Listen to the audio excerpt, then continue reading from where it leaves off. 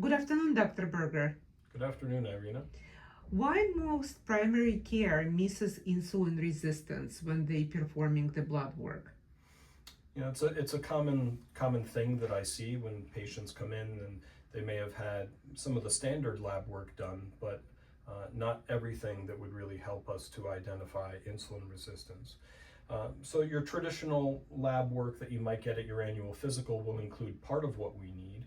So that would be the metabolic panel that has your fasting glucose, and it would also have liver enzymes, and also the cholesterol panel, which is going to include triglycerides and the HDL, in addition to the LDL cholesterol.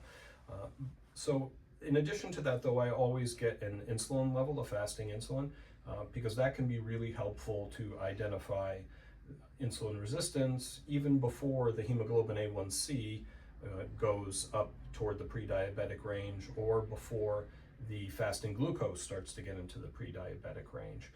So if your insulin level is starting to climb, if it's over 10, we get a little bit concerned. There is a score that we can calculate called the HOMA-IR, the homeostatic measurement of insulin resistance, where we need not just the fasting glucose, but also the insulin level to perform the calculation. So if that's elevated, if the ratio of your triglycerides to your HDL cholesterol is elevated, because insulin resistance is often demonstrated by extra fat in the blood, the triglycerides, and decrease of the high density lipoprotein, or HDL cholesterol. Also, having the liver enzymes, they should be paid attention to, the ALT in particular. This tends to go up in folks who are developing insulin resistance in the liver and or fatty liver. And part of the problem with lab ranges, what's considered to be the normal range when you get your blood work back from the lab, is that it's based on what does most of the population in the United States have for this lab value.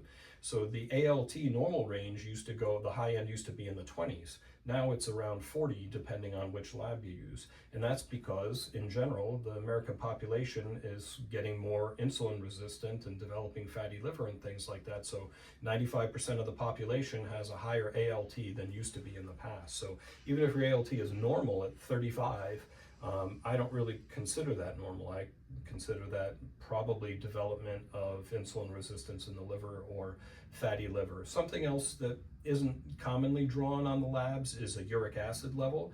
This is a high uric acid level is what causes gout, but it can also go up due to insulin resistance.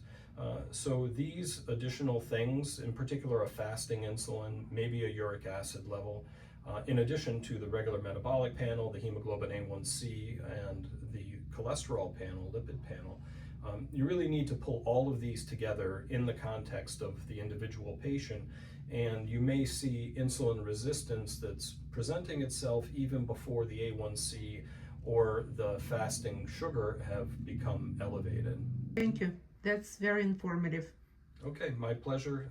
As always, everything that we refer to in these videos is for educational purposes only. No doctor-patient relationship has been formed. If you have particular questions or concerns about your health, please don't hesitate to reach out to your medical professionals.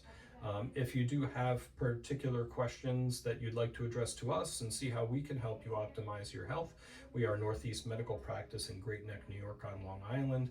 You can find us at northeastmedicalpractice.com. The number in the office is 516-604-3418, or you can find us on our various social media platforms and our LongevityMD podcast. But until we see each other next time, be in good health. Thank you.